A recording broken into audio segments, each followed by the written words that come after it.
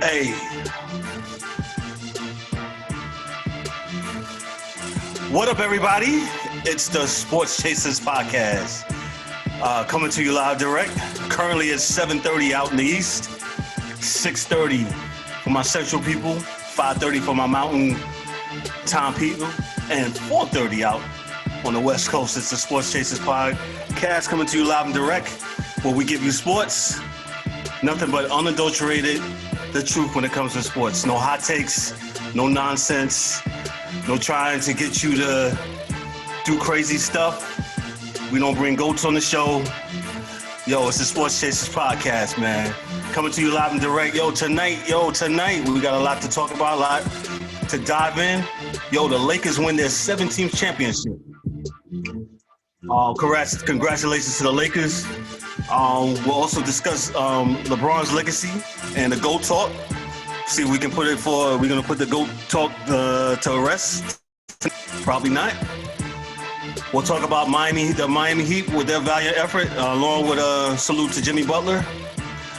The NFL week 5 in review. We'll talk about the Giants-Cowboys. Yo, prayers for Dak, man. Prayers for Dak. Ugly injury on Sunday.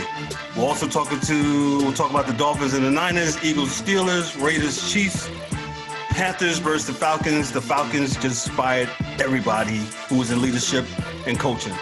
We'll talk about MLB Baseball and the playoffs. My Yankees are gone. The Rays are playing good. We'll also reflect and talk about our baseball legends passing within the last couple weeks. Bob Gibson, Joe Morgan passing on yesterday. We'll talk about that.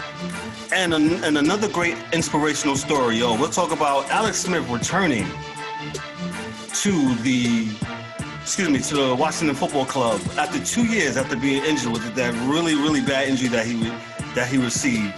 So we'll talk about that. So at this time, we're going to meet the crew. We're going to start from my left up top. Hey, Mike Mills, what's up, brother? What's going on, man? What's happening? I am on your left, ain't I? Threw me off a little bit. What's good, ladies and gentlemen? Clearly, I don't know my left from my right, but I do know sports, so welcome to the podcast. That's right. That's right. Hey, we'll start with DA. DA, what's up, brother? What's going on? It's all good here, man. Just trying to hold it down, man. Make it do what it do. That's good. It's good. D-Dubb.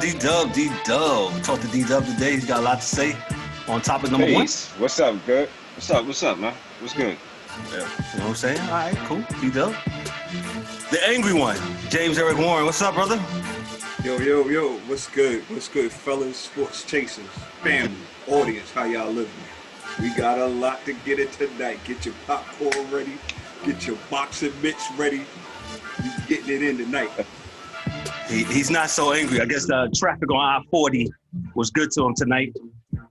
Wait till we get to them topics, baby.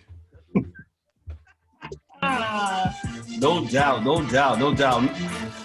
I'm excited, gentlemen, as I fade out the intro music. I'm excited, man. We have a lot to talk about. We're just going to get right into it, man. We're going to get right into it. The Los Angeles Lakers, they won their 17th championship in the history of the National Basketball Association, led by LeBron James. LeBron James was counted as the MVP. They're starting to walk off the set. LeBron James was the MVP. The Lakers oust the Miami Heat in 6 games. Pretty much the game 6 was a blowout. Second quarter, it got to 30 points, and it got respectable at the end. They won by 13, but clearly LeBron and Anthony Davis came out on a mission in the Lakers, and they came out ready to party and play, and that they did, which led the Lakers to their 17th championship of their existence, tying the Boston Celtics for the most NBA titles. So we're going to start off with the angry one, since he has a lot to say. James Eric. You're muted, sir. You're muted. You owe Mike $5. My bad. Hey, yo. Yeah, I got you, Mike. I got you. Yo, man, I'm going to just say it like this. Congratulations to the Los Angeles Lakers for that 17th title. Congratulations to Anthony Davis. He got one in college, got one on the pro level. That's right. And, man, congrats to LeBron James for your 4th title in 17 years. Congratulations. What else? Shout out to the Miami Heat, man. Yo, man, nobody expected y'all except for me and Mike. Nobody expected y'all to be there. You know what I'm saying? But shout out to Jimmy Butler. He put on a hell of a performance. If you ask me, that was an MVP type performance. He gave it his all. You could see it in that man's body, in his face, everything. He left it right there on the floor.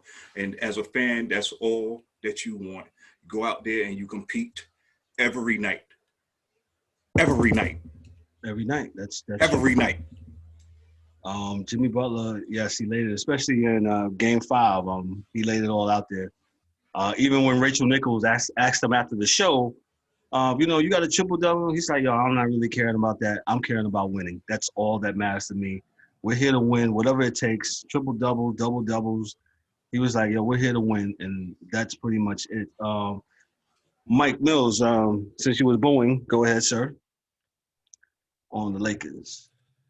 I mean, I guess congrats. I mean, as we said a few weeks ago, any titles won in this climate got an asterisk to it. So even though I was booing the Lakers, congrats to the title and a half. They half a title, if you want to call it that. Okay. So I don't know why we still having this GOAT debate.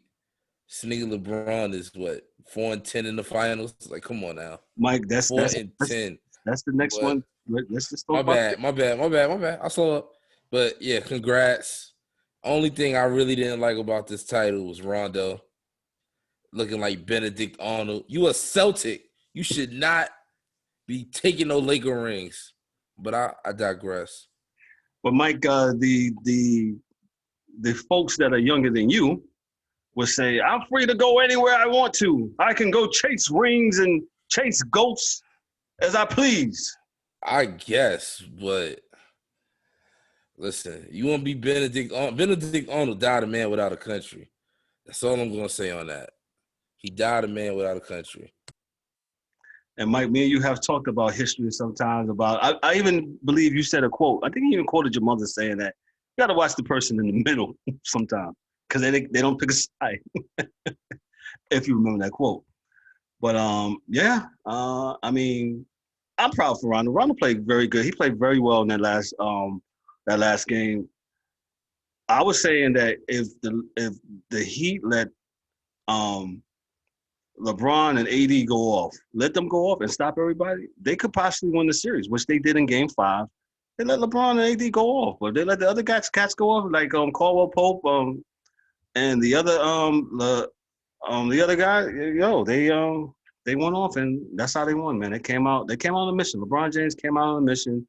Anthony Davis played ferocious defense, and there it is, man. So with that said, we'll go to DA. DA, your thoughts on the Lakers' 17th championship, sir? Good job. I mean, we already established this is an asterisk year. Everything, good and bad, this year has an asterisk. And people have to deal with that. Rondo played, I'm not going to say above his skis, but better than I thought he would play, and probably better than he played in the last 4 to 5 years. Caldwell Pope, same thing. Last time he was shooting it like that, I think he was with Detroit. Correct. He wasn't, so everybody's was locked in. Great opportunity to win a championship, and they did. They were the better team. I think Dragon getting hurt on the Heat hurt more than people know, because he was the one that was going to actually be that pressure release, bringing the ball up. So Jimmy Butler would not have to do everything, right? So with another guard there, someone else is bringing it up, you get to get into your offense a little differently. But again, these things happen. They're sports. And I got nothing bad to say about the Lakers. They played who was in front of them and won. within, the parameters that we had, they did what they were supposed to do. Now, there's a lot to be said for the parameters outside of this that would have made for a normal playoff. Going to Denver, the atmosphere there, traveling period, the ebbs and flows of crowds and, the energy that players get. So all those things are different, but they were different from everybody. So I can't pull anything away from the Lakers because it would have been different. They were different for everybody that was there, right? And the Lakers did have like a main component not come, right? And if you think for a second Bradley was not a major component, you don't know basketball. For all those guys that say that, and I hate this, man. So I'm gonna just take it up right now, man. I hate when people say a guy won a championship in team sports. There's only 2 sports, 3, 4: golf, tennis, MMA, and boxing, where you win a championship, right? So it's not the athlete's fault, but us on this side of the mic, we do that. We talk that, hey, he won. Oh, it's never he, and it's never she, and it will never be. Say his name. You say about it does not. Brady. It does not. No, I don't, because I what am I the one that says, is Tom throwing the ball to himself? No, he's not throwing the ball to himself. Is he blocking for himself? No, he's not blocking for himself. Team sport, correct. I've always been on it like that because my kids played team sports. So when I talk to other kids or other parents whose kids weren't stars, and I had to, encourage them to keep bringing their kid to practice, it's because it's a team sport. So I don't really have any problem with what the Lakers did. Congrats to them. Great organization for a lot of years. Yes. Did a lot of good. The buses. I mean, everybody, Rob Pelinka, and we'll get to that whole speech. I guess we'll go back around this again. No problem. No problem with anybody. So we're good to go. So, D-Dubb, thoughts on the Lakers' 17th championship, sir? Man, congrats to them, man. As we all know, I don't think nobody has ever said anything bad about the Lakers. The Lakers are synonymous with, and Celtics with the Yankees and historic teams that have won more than 10 championships. That's correct.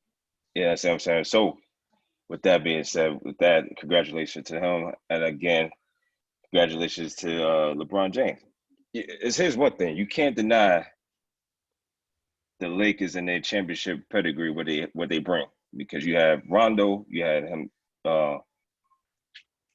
LBJ, and you had even Danny Green. This is his 3rd chip that he won. So you can't deny that. You know what I'm saying? So they shouldn't even have went 6 games, just to be honest with you. You know what I'm saying? But kudos to Jimmy Butler and his crew. They went to guys. They did a good job. So I definitely think they'll be back. They just had to add a couple more pieces that maybe 2, maybe 1 piece that can help them out, because you could see Jimmy was gassed. He was clearly gassed. Yes. 6th game. He was tired. I mean, the 5th game, he can't even get off the stand after he finished talking. Go ahead. You know what? I don't know if they, of course, they'll get more players, draft picks, whatever. But the reality is that we just have to get some of those young guys to take a bigger role. Like Nunn really didn't play. None. That kid was the second to Ja Morant and Rookie of the Year. Like, that kid can ball. Right. So I think as they get better, as these kids get better, and they bring up their level to the base level of what the team is. Oh, you're right. The help could be right there already. Yeah, I think it might be already, because sometimes when you bring in that free agent or whatnot, he throws off what you were doing. Yeah, because for instance, Kelly Olynyk may not be the best player in the world, But for what he gives them, for that 5-10 minutes, that might be all they need. Yep. You know, in a certain spot, of course. But again, I digress. You're probably right, D. I can't see the way they're being coached right now. That a trade here and there, they can be right back at it, man. But I one thing I do always caution, at least me as a betting man, is I never think that the team that was there the year before will get back again. I've lost more money on that than anything else. No, so much stuff can happen between you know the year when it ends going into the next following year.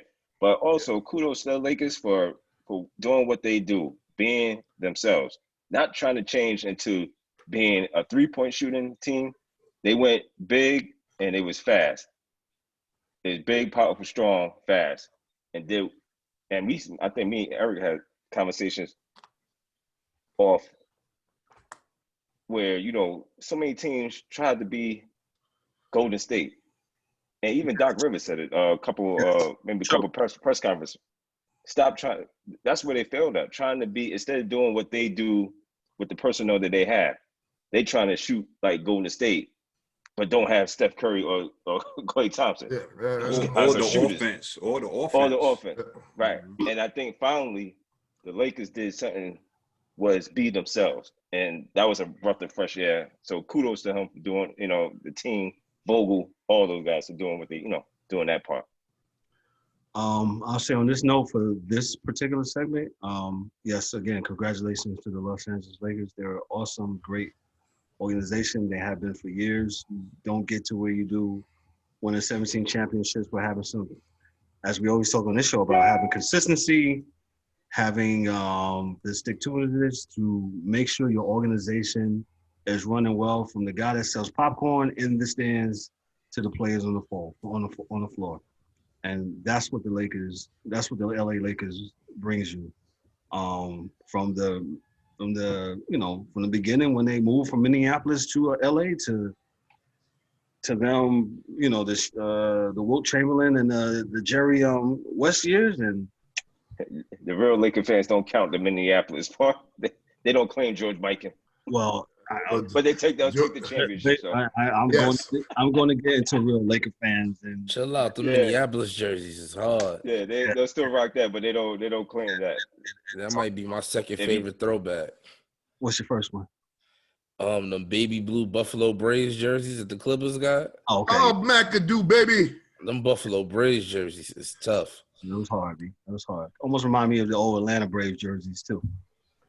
The Dale Sky Blue too, yeah. That powder blue. Dale Murphy joints. The leading up segment up to the LA Lakers winning their 17th championship. We're going to, in the next few minutes, try to. Let me read a quote here.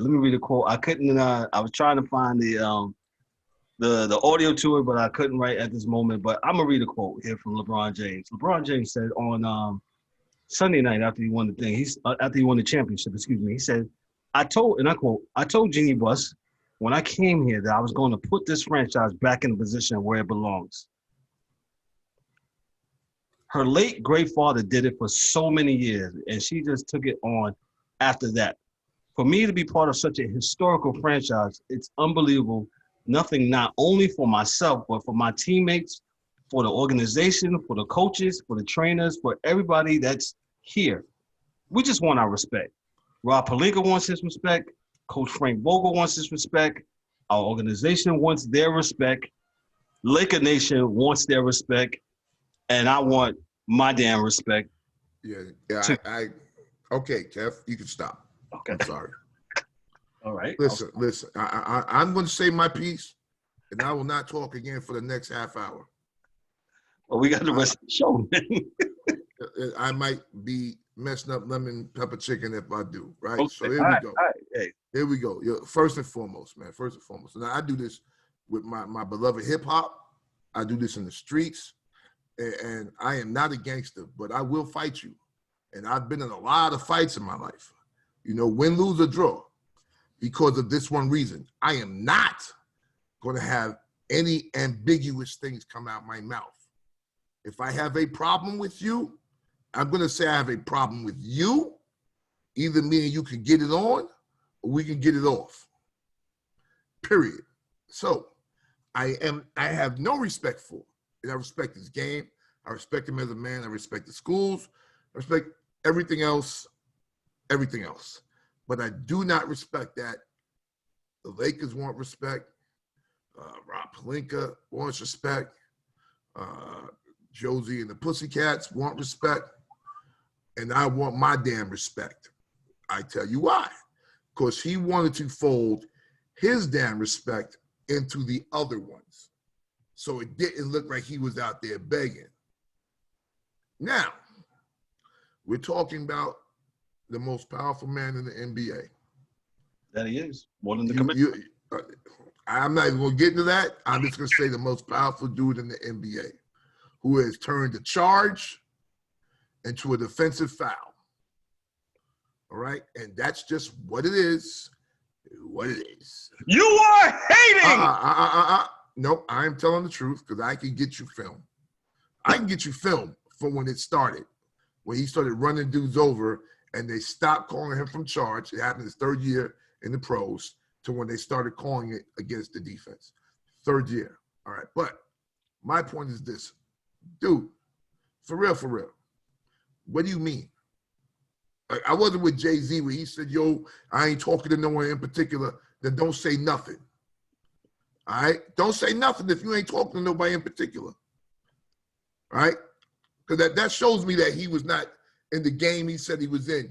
Because if he was, you say who you got a problem with. Well, that's what we call passive aggressive. Yeah. We don't call that nothing in the street. We call you a punk for that in the streets. Right? So if it's Drake you got a problem with, you say Drake. If it's Kanye, you say Kanye. If it's whoever, you say it. Matter of fact, hip hop was built on the angst and the fight. So my thing is this, LeBron, and I'm being real, because respect is a serious thing to me. Me and Kevin talked about this last night. Like, it's serious. If I don't respect you, I can't eat with you. I cannot break bread with a person I do not respect. Never have, and I never will. So when you saying that you need to, Michael, are you talking about? I just say Michael instead of a curse word. Talking to you. See, there you go. See, I say Michael instead of a curse word because Mike keeps me right. But when you say you're not being respected, I'm asking, who are you talking about? And is that code language for if a person doesn't think you're better than Michael Jordan, they're not respecting you? Because then that's a different conversation, dog. And then you take away a lot of your man points for that. Because I'm not into that punk shit, B. I'd rather you just tell me, yo, dude's not calling me better than Mike, and I think I'm better than Mike. You know what? Even if I disagree with you, you shot your shot, dog. Because that's what Kobe did. Kobe said it. Facts. Yes. Facts. Kobe said, I'm not playing B. This is where I'm going. Mm-hmm. God bless him, but that's a man to me, man. Mm-hmm. You know, and again, he fell short, but he came close. He did, and that's all you can. Well, he did, yes. In his heart, he did the way he learned how to do it. Right. And so you look, man, this is the shot I'm shooting, man. Yeah. You know what I'm saying? Yeah, he's not Michael and LeBron have a lot of things that they're different. They have some things that they do the same. But the point that I make is, dog, tell us what you mean. Let's not throw out this ambiguity. You know what I'm saying? Let's not do that, man. Say what you mean. You know what I'm saying? One point about that. Go ahead, D. One point about that Kobe, I said if Kobe didn't take all that money, they probably could have added another player. He probably could have went for Kobe a 6. Kobe, you know what I'm saying? Well, you know what Kobe said? Kobe knew he was on the way out. He knew. Yeah, he's like, yo, but yeah. He did the same thing Dwayne Wade did. Yeah, he's like, yo, I'm trying to get my money I didn't let the Lakers keep all these years. I need to get that now. Same thing Dwayne Wade tried to do, but Dwayne, he messed up. It didn't work for him. Yeah, it didn't work for him. But that being said, and my only thing with that whole thing, the GOAT thing, and I'm done. Like I said, a game is 100%. 50% of that game is offense. 50% of that game is defense. Michael Jeffrey Jordan was first team all defense 9 times. Was defensive player of the year the same year he led the league in scoring. LeBron James was on the defensive first team 4 times. Mm-hmm. Now, what I'm saying is for all these stats you throw at me, guy with Fox and other guy with Fox, why have you not given me any defensive numbers? Because there's two-way players now in the NBA. No. I don't care about any of that, dog. That ain't got nothing to do with me. If we're quoting stats, we're quoting stats. And that's my only, if any argument, because LeBron's going to end up scoring more than him. He's going to, because if you play enough years, you will. Michael only played, 13 years? I think they give it 15 because they add the year and a half he came back or whatnot. Yeah. 15. I tell people, I will take 15 years of Mike and put him up against any 15 years of LeBron James, and you'll see, because I've done it, that the numbers are not as far away from each other. LeBron played in the hard West and the hard East. It doesn't matter what they were. Michael played the opponent that's in front of you. That's all sports is about. Michael couldn't go to Rod Thorne and the commissioner and say, oh, we got to move some teams over here so I can play some harder dude. No, you know what Michael was? He went to work and did his job. And I'm not saying there's anything, and I say that you say, my sons are of this generation, and they're trying to be sort of activists in their communities and what they're doing. So I can't be against that. You know what I'm saying? But what I'm saying is in our day, because we did not have as much going on, Michael just played ball. That's all. He just played ball, and it was all good for me. And that doesn't mean that he wasn't doing things behind the scenes, because that's not my business. But he was. Of course he was.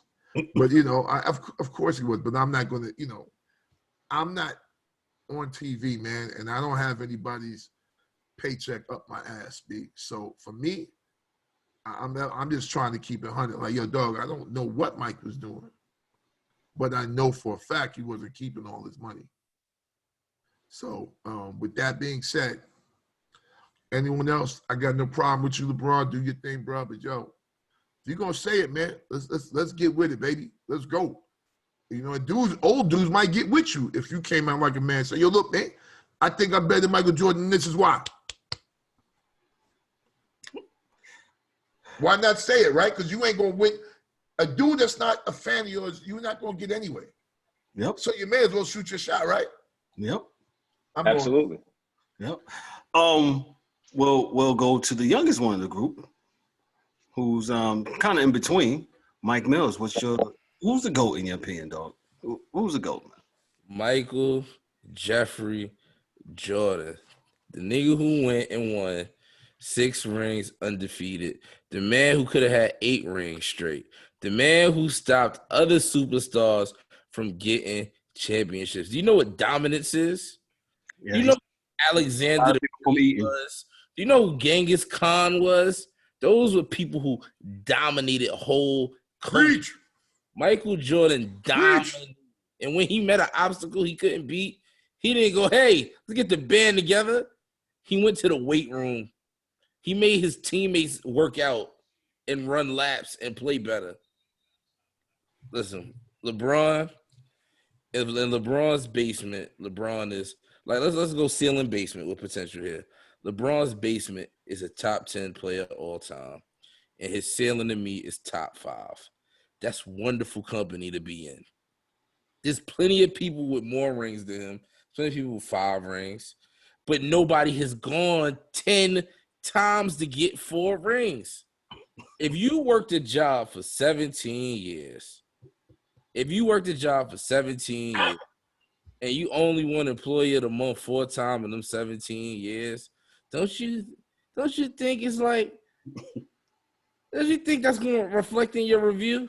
He said, hey, listen, that nigga French fries are only good in June, September, Now maybe December, and when his baby mama come home, French fries are hitting. Right.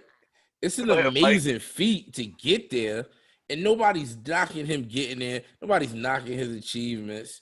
But let's keep it even more 100. Michael Jordan never missed the playoffs. LeBron didn't go his first 2 years, and he was in a weak East. Yes, I remember the East. The East has always been bad. He was in a weak East.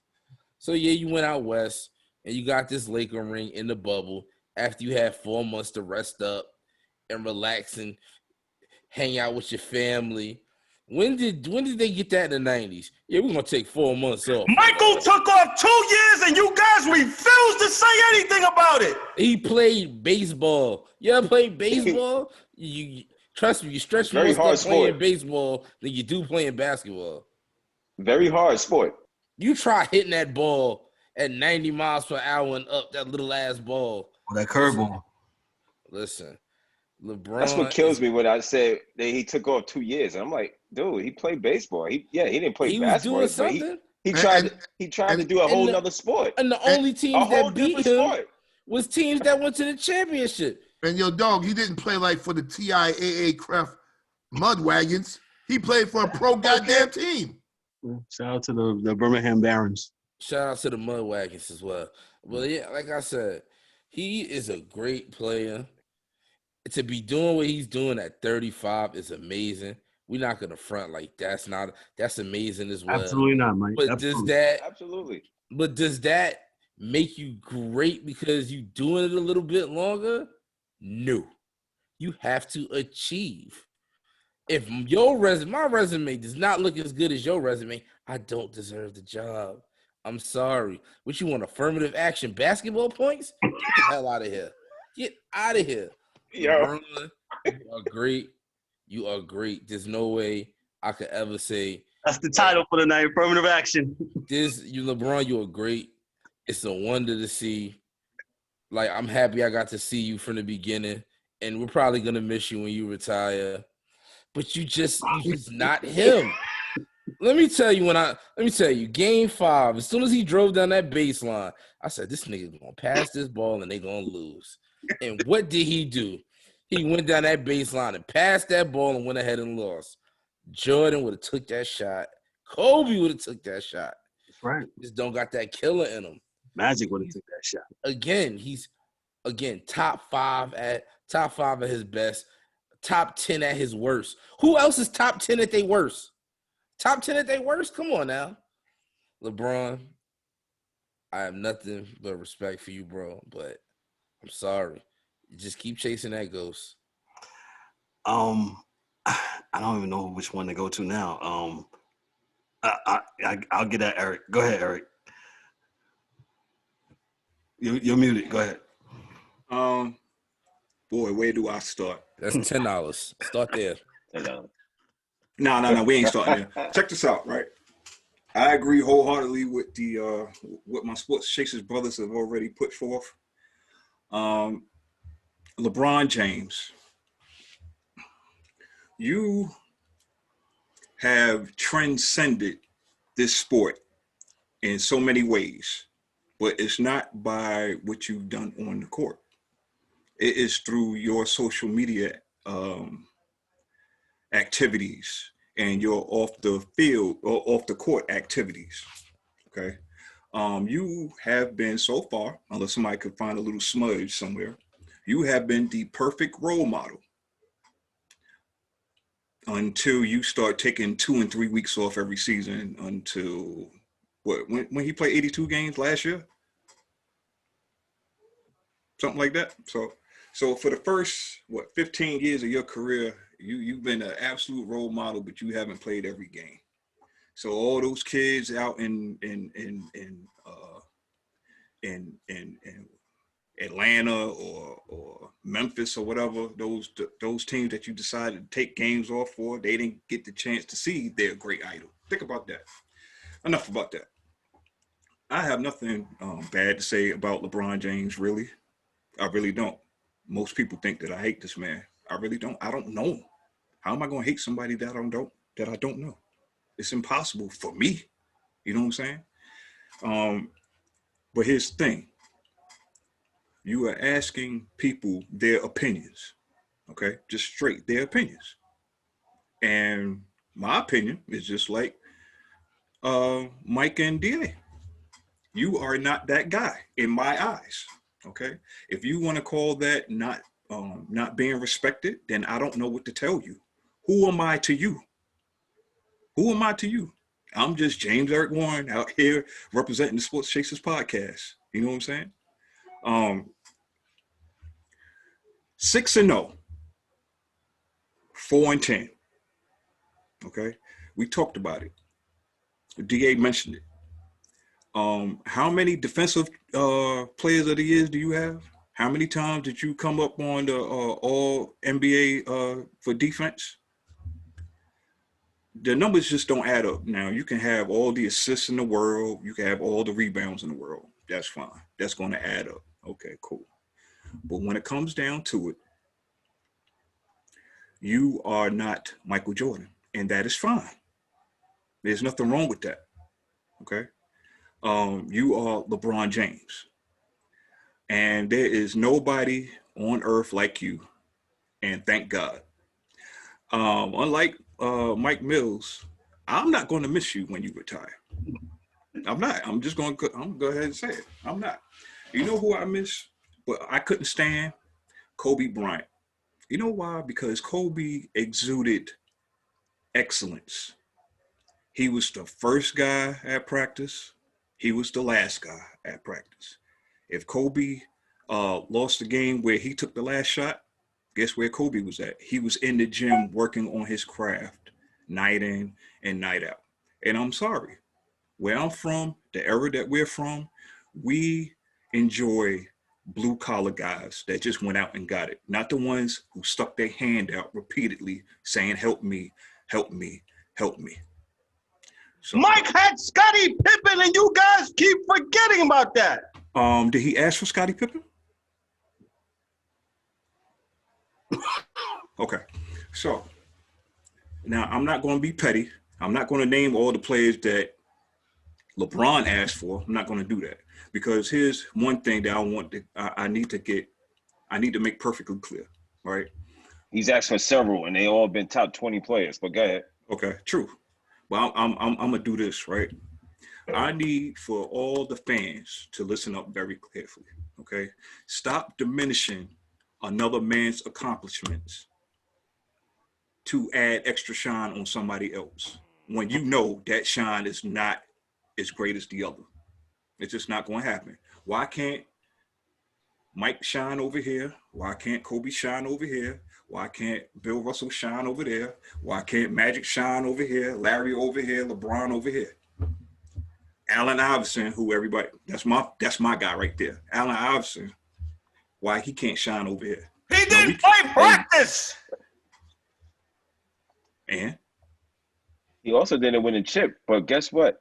That guy was a hard player. He came and brought it every night. But go ahead. And not only that, people seem to forget Allen Iverson. We're getting off subject here, but Allen Iverson bridged the gap for when Mike was on his way out. Right. Allen Iverson was that guy that showed everybody you don't have to be Michael Jordan. That's one thing that LeBron needs to understand. Okay, you don't have to be Michael Jordan. You be the best LeBron James, the best Allen Iverson that you can be. And when you are truthful in the things that you do and you put hard work behind it, people will love you. Point blank, period. Yes, Allen Iverson never won anything, and his ego sometimes got in the way. But guess what? Allen Iverson, hurt hip, messed up back, messed up neck, sprained shoulder. He was out there playing for the people of Philly. Mm-hmm. Right. You know, it's funny that you say that. Do you see anybody taking anything away from Vince Carter? No. Vince Carter keeps on giving back. He keeps on giving back to these young kids. He coaches them up. Pretty much, he's a player coach while he was playing. That's right. That's right. So I'm gonna just end this with, as far as this debate goes, I'm not even gonna call it a debate, because why can't we just have a number of GOATs? Okay. For me though, the top GOAT is Michael Jordan. to me, in my eyes, from what I've seen. Okay, but it is what it is. D-Dubb, we'll save you last for a lot Yo, man. because we know how you feel I'm about go- this subject. this GOAT debate. I'm done with it, man. Yo, y'all already know. Before you read this, let me add a little bit more fuel to your fire. Okay. I just pulled up this transcript. This is after James won the title with the Cleveland Cavaliers and ended the city's 52-year drought without a championship from none of the professional teams, the 3 professional teams in Cleveland. James said this: that one right there made me the greatest player of all time. That's what I felt. I was super ecstatic to win one for Cleveland because of the 52-year drought. Like, I was ecstatic. That day, the first wave of emotion was everyone saw me crying, and that was all for 52 years of everything sports that has gone on in Cleveland. And after I stopped, I was like, that one right there made you the greatest player of all time. Everybody was talking about how they were the greatest team of all time. Like, they were the greatest team ever assembled. And for us to come back the way we came back in the fashion, I was like, you did something special. That was like one of the only times in my career I felt like, oh shit, you did something special. I haven't really had time to really sit back and think. But that was a moment. LeBron James said that He didn't back say in that. 2018. I'm God. gonna act like he didn't say that. 2018. Oh, he said it. Okay, I remember. Look, I can't see what you got, D.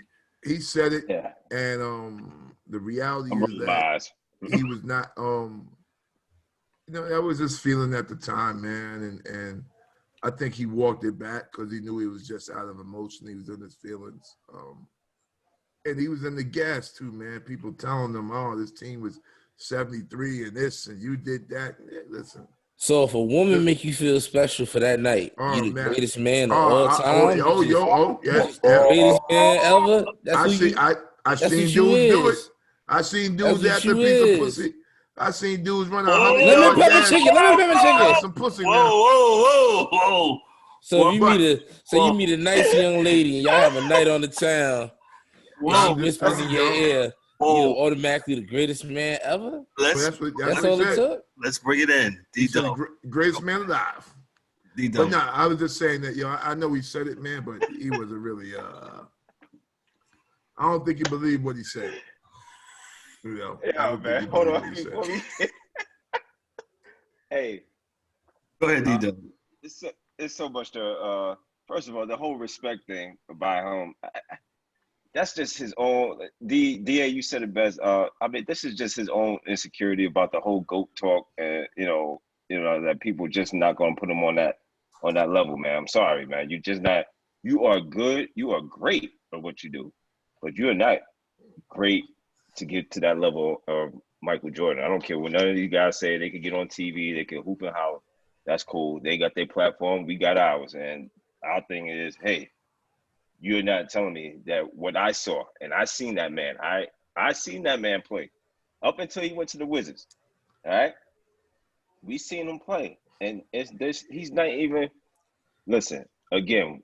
I always go to the numbers: 6-0, 4-9. What's his record? What's his 4-6. And that's a winning percentage. That's a winning percentage of 400. 4-10. 410. And 6-0 is a winning percentage of 1,000. Yes, you're of perfect. 1,000. Yes, Right. You're perfect, right? So and- no matter look in records, right? No matter what you do, 4-9, 5-4, you're not greater than 6-0. You're not beating that, right? So let's just put that to bed. Now all the accomplishments that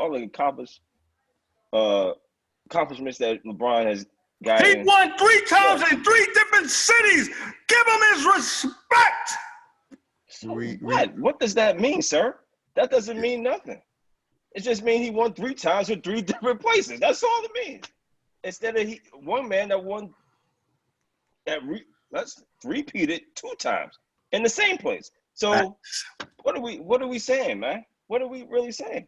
And then, it's and then nothing. ask for a band of merry players to come play with him either. He didn't ask for a band of players. I don't care what they say. Oh, he had Scottie Pippen. Scottie Pippen was again drafted. Kudos to the Rondorf and on the rest of them for doing their job for scouting. They found out and they looked up on a gem. This gem was his name was Scottie Pippen. Top It's 50 player one of of the all 50 time. greatest players of all time. Okay, so that's it. There's nothing else to discuss about it.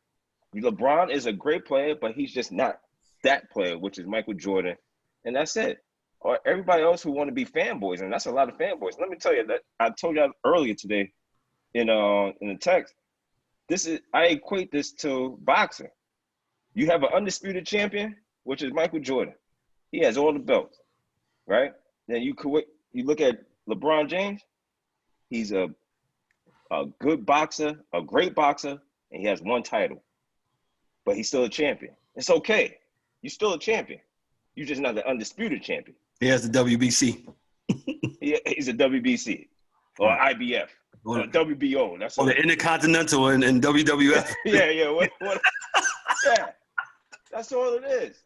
But you're still a great champion. It's not nobody's taking nothing away from you. Now, for all them guys, now let me get back to some of these guys who now they're some clear haters. Now we know there's just some haters that won't give this guy his due because of whatever. He left Cleveland, he went to Miami. Yo, he's able to do that. Okay? He's able to do that. And getting back to that WBO, LeBron, and getting back to Mike said, Jordan didn't let nobody eat. LeBron let a lot of people eat. He let KD eat twice, and KD did it again. He didn't let him. He didn't let him. Let's make that clear. No, he let him. He let him. You know how he let him? Because once he did his little backdoor maneuver and went to Miami, niggas like, oh, we could. Wait a minute, we could do that. Mike, that's a good point, and I said that. I said exactly. that yesterday. That's another one. He made it comfortable. LeBron when LeBron teamed up with other people, he made it comfortable. I will say it's a double-edged sword. No. Absolutely. Right, and it's fine. It's fine. So KD just went up to him. He said, "Oh, you gonna do that? Hey, Golden State. Said, oh, you want to be a hoe? Let me show you a hoe. Let me show you how to be a hoe." And he went out there and got him too. And truth be told, if KD don't get hurt last year, they get another title. They get another title. We can argue the point. Yeah, we gonna argue that because if he doesn't get hurt, it ain't no Kawhi's argument. the destroyer. Who? No. Kawhi almost beat them niggas single-handedly with KD. Remember that? With them old Spurs, he had them by 20. That was the Spurs. He had them by 20. I'm talking about last year. Yeah, but think about it. He had them with KD by 20 before he broke that ankle. As soon as that ankle went out, that was one game. Went. It was still 20. That's still one hard to I don't game. necessarily agree with that. It's not hard to replicate with the Spurs. My point being is that LeBron has shared a lot of championships that Tim Duncan, Kawhi Leonard, Dirk Nowitzki, championships that people shouldn't have had. He shared a lot, so that's why I can't put him in the conversation of being the GOAT. And nobody else is going to change my mind, and I will not have this conversation again with GOAT. And people could bring GOATs on TV. You could have people like Steven Jackson talk about we don't know nothing because we ain't no champion. I don't care about none of that stuff. What he talking about? Because I don't need to. I know what my eyes see, and apparently everybody else is blind. Well, hold up 1 second, D. On that note, for real. And this I feel real. I'm very serious about this shit here, B. Like, I am not one of those guys that's like, yo, listen, man, you ain't no pro athlete, you don't know. So that means someone that ain't never drive a bus before, don't know you shouldn't run people over. Like, yo, dog, come on, man. Like, the fans are who y'all playing for. So y'all should care about what we see from our perspective. Exactly. You should care about what, and I understand where you're coming from, Perkins and this one and that one. We're not the insiders, dog. Mm-hmm. We're not the Stephen A. Smiths. They have an inside this where they can hit you at that. Well, you know, my man told me it's on the side. Well, I ain't got no mans. I ain't got no mans in the game telling me nothing. Not yet. Nah, I'm not. I'm not. So my reality is business, B. You know what I'm saying? I don't want nothing from you.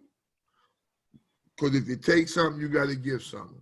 Yeah, true. True that. And that ain't going to happen. So what happens, I'm saying, is that we need these athletes in all of these sports to think about what the fan sees. Because that's all we got. Or D, if they want to continue to do this like this, they can have these ratings like 5.6 they had on Sunday night for watching an NBA final game. But yeah. My thing is, don't hit me in the head. Well, you ain't in the league, so you don't know. Fuck out of here. Mm-hmm. I ain't never know. Yeah. I ain't stopped watching either. You know, I didn't know any behind the scenes things that was happening with the Knicks, with Al Bianchi. We didn't know. All we knew was that the product sucked. Okay. That's all we knew. That's it. You know, we would have known about the man with the Mets and the Ponzi scheme or nothing unless you tell us. So that's the way we approach it from there. So it can be a little ignorant in what we say sometimes, but guess what? We're ignorant like another 100 million people in this country because they don't know your secrets either. But we know what we see. We know what we see, right? All of us. All right. That's all I got to say. I just wanted to say something real quick based on what the last thing that Kev read. All right. If you thought right then and there when you won that championship with Cleveland, coming back from down 3-1 against Golden State, you knew right there that you was the greatest. Why didn't you do what Steph did? Steph went out and recruited and got arguably the best player in the game to come join him. Why, if you the best player, why isn't everybody coming to you? We already said that, B. I mean, I heard one rumor before he left the first time. He wanted them to get him Amari Stoudemire, and they went and got Antoine Jameson. Now, personally, if I ask you for Stoudemire and you give me Antoine Jameson, leaving is the nicest thing I'm going to do after I tear up your office. Because clearly you didn't care about what I just asked you for. Well, and clearly y'all didn't care about that drought. Do we know if Stoudemire had a no trade clause, if he had a say so where he wanted to get traded to? We don't know none of that. So, I mean, I see what you're saying, but we don't know the insides of the business part of it. That's true. Yeah. I'm gonna play devil's advocate a little bit for Bronny boy. It's the one you get, Bron. You'll never get another one from me. I'm just saying.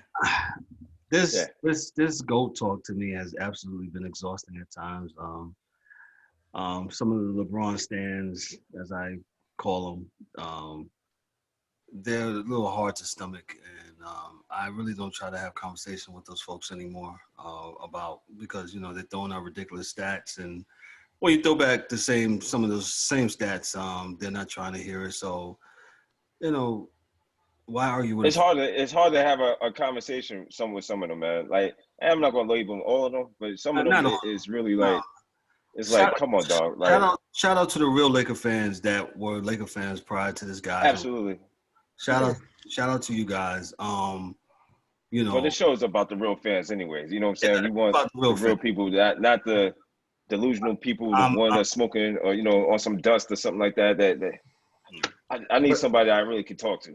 I also believe that what's going on with LeBron is a part of the way society is now. And I think Darrell said it where, like, you can't like one guy without tearing down another guy. Tearing down the other. Like he said, why don't you like this guy and that guy?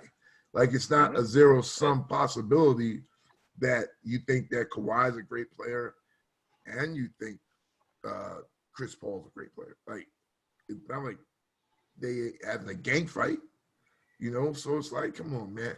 But it's the way these talking heads got these people acting, because it's spilled over from there into real life to where if someone doesn't want to do something. You don't want to wear a mask, and this one does. You're a hater. You're going to jail. Why the hell did you hate me for wearing a mask, dog? Wear the mask. It's my protect choice. Me and protect you and me. It's my choice. You don't have to wear one. Right. As long as I got mine on, you ain't got to do nothing. But the reality is, the way things are going right now, you can't like the Yankees and the Mets. Like, come on, stop. That has to stop. That has to stop. It's not even to like, just to respect them. Just to respect them. You know what I'm saying? Like, I can honestly say, LeBron, when he goes to another organization, he's done been to 3 organizations? Yep. And twice to Cleveland. Twice. Mm-hmm. And he's definitely changed the culture and changed, like, he'll take a band of players and they'll go and end up in the playoffs. Sometimes with the addition of another great player, but they end up in the playoffs. Top 20 player. Yeah, you're right. You understand what I'm saying? So it's like you can't deny that. So for those guys that's just straight up hating, just straight haters, that I ain't got no words for you. Now, if you're gonna call it objectively and be objective with it, then we could talk about it. But as far as this talk, GOAT, I'm done. Yeah. And we're gonna end it on this note. As we try to on the Sports Chasers, we absolutely are trying to be objective, and I think we are. We try to give you our numbers and facts, which we do. We support it with research, which I'm big on because I've actually, went to school, and when you go to do research, you're supposed to cite the work. So we do that also. And I'm just gonna say, man, Michael Jordan to me was the greatest player that has ever lived that I've seen. The man three-peated twice. He was 6-0 in the finals. LeBron is a great player. He's went 10 times. And I'm gonna say this for all you stands, for all you LeBron stands. Where was that same energy for the Buffalo Bills when they went to the Super Bowl 4 years in a row? Are we saying Jim Kelly is the best quarterback ever? When did he think? What are you talking about? Thank you, Eric, but I can't do both. Well, Kev, those kids too young to even remember that. Right. So Well, yeah, and I get you. I get you. they don't even understand what that's about. Yeah. But the Buffalo Bills went to, in the early 90s, they went to the Super Bowl 4 consecutive times in a row. And that was a great team. Great team. That should at least win 2. I'm not going 4 times in a row and not winning. I'd have blew it up after Definitely 3. should have beat my Giants that first time around, but they lost. I'll take it. Yeah. I mean, why right by like 2 inches, and history changes. Yeah. History's changed. So I'm just saying, I'm going to say this, and then we're going to move on to football real quick. No, we're going to move on to boxing while we're talking about boxing. I thought the goal of playing sports, I've been playing youth sports since I was probably 3 or 4 years old, man. And even pick up on softball. I thought the goal of going out there, even if you're on them sticks, if you're on Madden, you're on MB2K, I thought the goal was to win. What did J-Rock say? Win. Win. I don't know the lyrics, but I thought that was the main one. That's the main one. You good. Yeah. It's to win. Like my man said, we play to win the game. Shout out to Herman. Shout out to her. Sir. 6-0 and 4-6. With that say, our boxing correspondent D-Dubb will take over. Go ahead about this upcoming week boxing match, then we'll dive into the NFL. October is good. What we got? October 17th. We got Vasily Lomachenko versus my man Teofimo Lopez. Check this out this weekend. You want lightweight championship for all the belts. So you're gonna enjoy this one. This one's good. Lightweight guys. The only thing is about is this COVID thing, man. And I don't know if they're having fans. They're gonna be in Vegas, I believe, if I'm not mistaken. But it's not gonna be it's not gonna be any fans. I don't think. I don't think so. Check your head, D. Yeah. Yeah, I don't think so. But this Teofimo Lopez, 15-0. He's from Brooklyn. This cat, he got an explosive right hand, like it's dynamite for real. I mean, Lomachenko is elite Elite. boxer. So this is going to be a really good matchup. I think Saturday night. I suggest that everybody, if you're a boxing fan, give it a look. It's lightweights. It's not no heavyweights, and we got some heavyweights. I just heard Fury's not going to fight Wilder. I heard. Yeah, I got to do a little bit. First. He's not. Take another fight. Yeah, he should. Because Wilder embarrassed himself. Yeah, I agree. I mean, he doesn't deserve it. You know, to me, getting off of that fight, Wilder. I mean, Fury should go for Joshua. I don't know why that is not happening, because that would have been, you know, should have been the next fight up as far as I'm concerned. And for him to just go ahead and get all the belts, because Joshua holds 3 or 4 belts. Yeah, 2 or 3 of them. 8 of them, but yeah. Yeah, it's so many of them. So, but that I thought that was the fight to see, Joshua and Fury. But this weekend you're gonna have a good one. So, you know, Lomachenko is an elite fighter, is known to be pound for pound the best fighter in the world. So check that out. And I'm D. I think you said you going for Lomachenko. I think this kid. I know. I don't know what's up with the lightweights, because Lomachenko is like 14-0. I think 1 draw, maybe something like that. I think if it goes down quick, Teofimo knocked him out. If it goes flash 3, my man Lomachenko is hitting him with them, you know, B2 bombs, just hitting them. Yeah. He don't stop punching. So yeah, Lomachenko doesn't stop punching. So yeah, and I think Lopez has identified that, as far as he said, man, I've seen him talk about that. He said, you know, Lomachenko, he does a lot of that.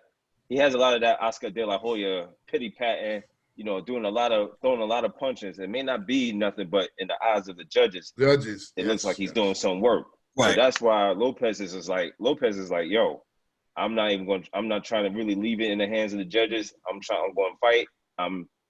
I want to knock him out. I'm not going to look for it. I'm going to just let the fight come to. He said he's going to let the fight come to him, and that way, you know, if he scores the knockout, I think he needs to get the knockout just so he won't leave it in the hands of the judges, because judges tend to look at all that pity pat stuff and they like that stuff, and they think that it's deceiving. It makes you think that they're doing a lot, but they're not really doing nothing. So yeah, right. And De La Hoya, Oscar De La Hoya, to me, I thought he knocked a couple people out, but he was a king of that pity pat stuff, man. And it used to make me sick, because he won a lot of fights that I didn't think he should have won.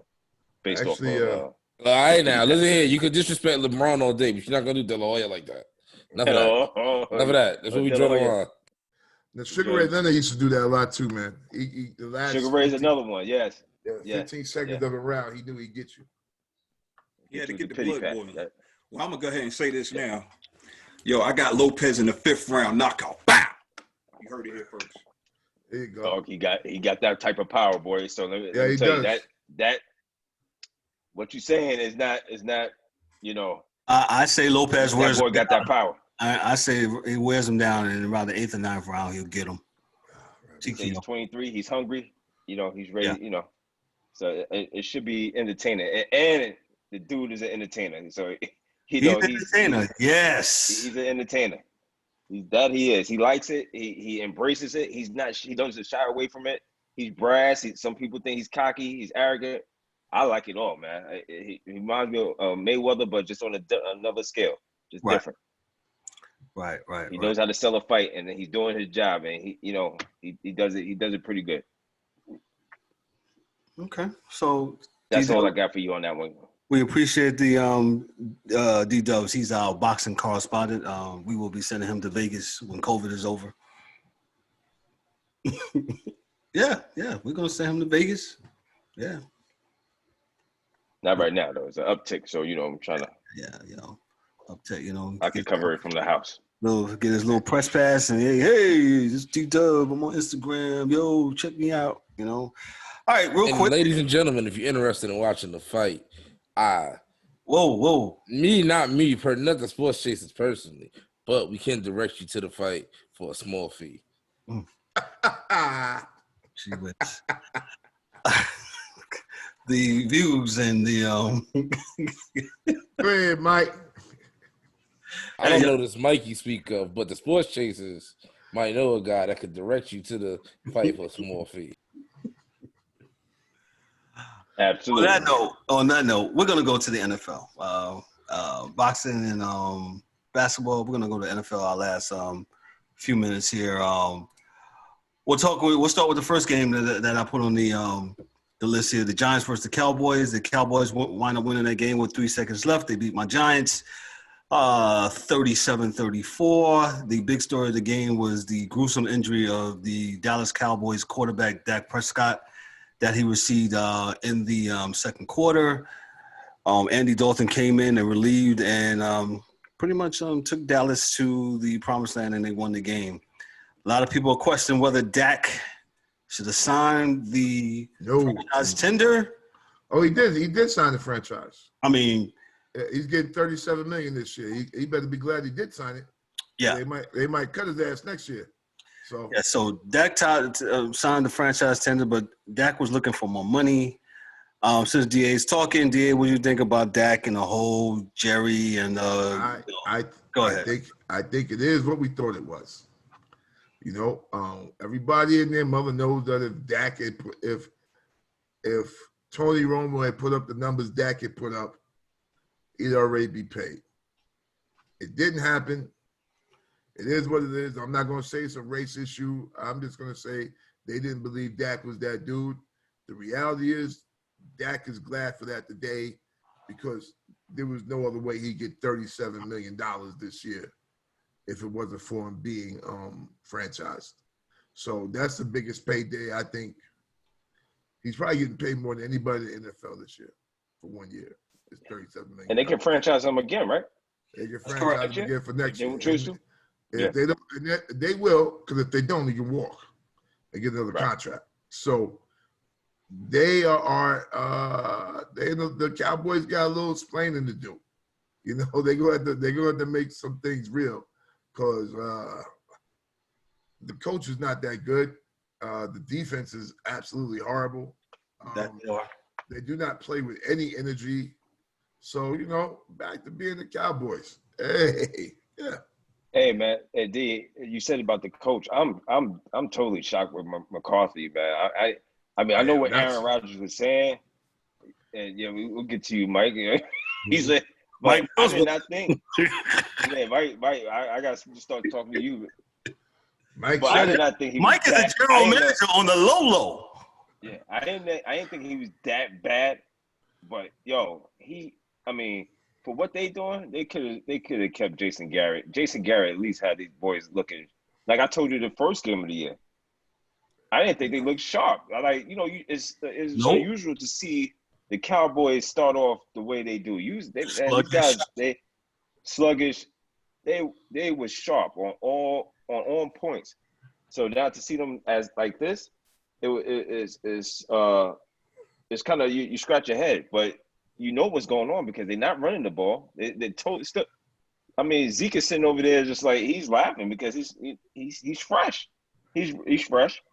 And then you got Dak running all over the place, and then he runs and breaks his ankle. Like I said, they are fine where they're at. Dak will leave, and as Michael said, McCarthy kills running backs. And Zeke said, "You ain't killing me. Sit my ass down over here." He ain't complaining. You see, he's not complaining. You haven't heard a word from Zeke. You haven't heard him say, "Give me the ball." You haven't. He already got his bag. Already got his bag. I was just about to say that. He's good. The bag, B. You got the bag. Mike Mills, go ahead. Talk about the Dak the GM, Mike Mills. First thing I want to say, prayers go up to Dak. That's right. I turned to the game right when they was carting him off the field, and it looked like a meteor was in his sock. It looked very bad. So I'm glad the surgery went well. But I just said on this very podcast, Sports Chasers podcast, by the way, I said last week on this very podcast that Dak was throwing the ball a little too much to not have a contract for next year. And what did they come out there doing? slinging that damn ball all over the place, not running the ball. Now, they was able to win against the Giants, who I think the Giants are tanking. Don't know for what, but seems like the Giants are tanking. But Mike It's okay with me. McCarthy is looking fraudulent out here. I mean, it's not hard to look good when you got Aaron Rodgers back there, who don't turn over the ball and is one of the great quarterbacks. But everybody ain't Aaron Rodgers. And that's what happens when you're a coach. Everybody's not going to be Aaron Rodgers. So if they want to keep winning, I know you can't throw the ball 40 times with Andy Dalton. We done seen that experiment try and fail. So maybe wake up and decide to run the ball some more. Looking at the stats right now, looking at the stat box, Andy Dalton only threw the ball 11 times. How interesting. And Dak was already at 21 when he went down in the second quarter. So, ladies and gentlemen, that's my Cowboys analysis. Very horrible. Go ahead, Eric. What can I say? We've seen this story before with different players, different organizations, different positions. My man Forte, same thing happened to him back in Chicago. You know what I'm saying? He wanted everybody was trying to get him, sign the man. You know what I'm saying? He did so much for the organization. He gets hurt. And then that was almost the end of his career then. I'm gonna just say this, man. It's gonna be interesting what goes down in the offseason, because they can do the Kirk Cousins thing. They can go ahead and slap him with the franchise again, and it'll be up to Dak whether he signs and plays or he sits out, so he'll be able to be a free agent and go somewhere else after that. But let's look at it from the Cowboys side. You got Andy Dalton. We all know what Andy is about. He ain't the greatest thing out there, whatever. But listen, like y'all said already, Dak is fresh. You start running the ball, whatever, to make yourselves look compatible. Yeah, see, my fault. You make yourselves look competitive week to week or whatever, but yet you still lose. Everybody's going to be after Goldilocks when he comes from Clemson. Okay? The Cowboys at what? One win so far? They're not going to have too many more for the rest of the year. You know what I'm saying? So wait. You don't think Andy Dalton is going to be that guy? No, I don't. Andy Dalton had quite a team. Rifle? The red rifle was shooting bullets, shooting blanks, and he's been shooting blanks for the last 4 years now. He took Cincinnati to the playoffs 5 consecutive years. What is your problem?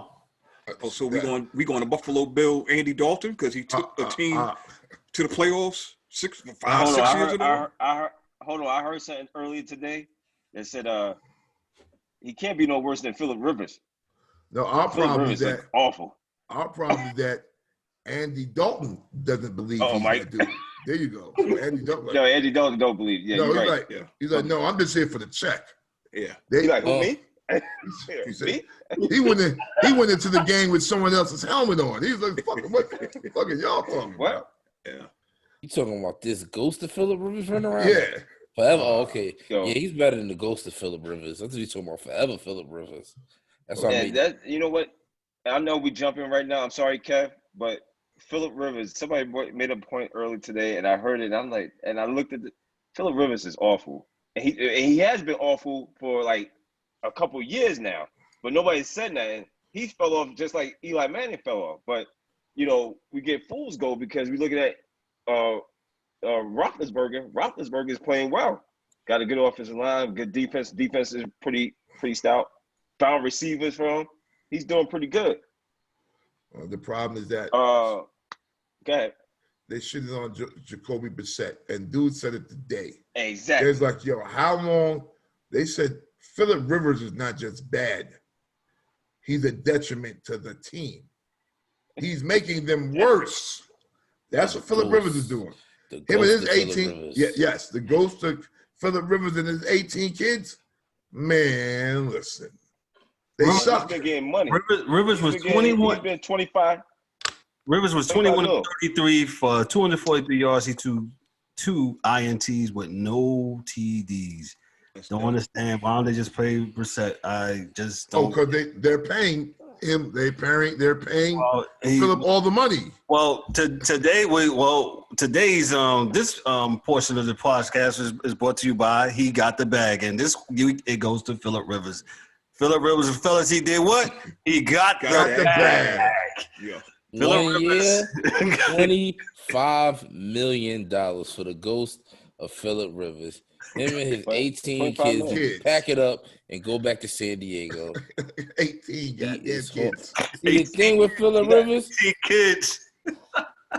And I know we was on the Cowboys, but because of the Andy Daltons, because somebody said, Indianapolis could have, if they wasn't sold on Brissett, they could have got Andy the Red Riffle and put him over there. The Red Riffle? Yeah. For a cheaper amount and pay, you know what I'm saying? But they thought Phil Rivers, if I'm a GM, hey Mikey, if you're a GM, you sitting over there with this Indianapolis roster, and you said, if we add Philip Rivers, this is good. There's no way. I'm not paying. No way I'm paying. Mike is our general manager for real. Mike, if I'm not paying Philip Rivers $25 million. If I could give you 10 and you could maybe earn your job in camp, possibly. But to start the ghost of Philip Rivers, no. Never. That's your option. That's your A option. There's no B. Like, I like Jacoby Brissett. He was doing good until he got hurt. But I think that was partially a confidence issue. You don't always bounce back right away from an injury. Go ahead, Mike. No, I was gonna say shout out to the Cleveland Browns. They're 4-1, man. They wound up beating the ghost of Philip Rivers in the Indianapolis Colts. I'm not paying Philip Rivers $25 million. You paying $25 million to go 8-8? That's all he do. He go 8-8, and then on the 5th year he give you a little spice and go 9-7. I mean, he brought the Chargers to the conference finals a couple of years ago, and they was probably 8-8 that year too. Yeah. And they go 8-8. That's what you do. Philip Rivers go 8-8. You paying $25 million to go. Even Eli gave you a 12-4, 11-5. Eli gave you a couple of them. 8-8. Well, I give you $25 million for 8-8. Truth be told, Philip Rivers had a better team in San Diego than what Eli had in New York. Bingo. He had a LaDainian Tomlinson and went 8-8, 10-6. Exactly. And he had that defense the last 3 years. They just added Joey. Big time fact. You guys are hypocrites. You just said football is a team sport. How are you going to put this all on Philip Rivers? Because he throws it to the other fucking team. Yeah, and he signed that contract. That contract doesn't say to the pay to the order of the San Diego Chargers, the Indianapolis Colts. It says Philip Rivers. He got the bag, y'all. He got that bag, yes. He got the bag, y'all. Moving right along. Yes, Arizona beats the hapless Jets 30-10. Bird game. Houston, they came out. Hey, shout out to Romeo Crennel. The Houston Texans beat on the Jacksonville Jaguars 30-14. One of the most intriguing games of the week, I thought, was Las Vegas beating Kansas City, and Kansas City 40-32. I called that. Chucky had his team playing. Carl was throwing the ball, and Kansas City's defense looks like they reverted back to 2 years ago when they didn't know how to play defense. They are not good, period. Like, they've never been good. But when you're playing against teams that are just throwing the ball because you're up 3-4 touchdowns, you can go back in that zone. Facts. It's going to look good. It's real easy to do that. Their winning is predicated on them having a lead. If they don't have a lead, they will not win because they don't have the players. They don't even have 3 linebackers on their team. So if you start to run at them the way Chucky did, they didn't even have people that could tackle dude. Nope. Because they don't have any big linebackers in their lineup. So it's like a 4-2. It's like a 4-2. They got 2 big safeties right behind the line of scrimmage. They got their 4 linemen and the rest of DBs. They don't even have a big linebacker back there. that'll thump somebody. They don't have one back there because Reggie, he's not even playing. So I don't know what the hell they're doing. But yeah, they got to be winning, man. Which is probably what it's going to be. But they got to be winning to win a game. They got to be up. What I mean, they got to be up. It helps them a lot. What's your thought on Kansas City finally losing at Arrowhead? We start with Mike the GM. And shout out to the Raiders. I thought they was gonna shoot a hole in that defense, boy. I thought the Chiefs was going, and they was hot from beating us. I guess they relaxed, and that's what you get. But shout out to the Raiders, man. The Raiders really might make some noise this year. Even though personally I see them turn into an 8-8 as well. But we'll see. Okay. Eric? Like I said, last podcast I said don't be surprised if the Raiders beat the Chiefs.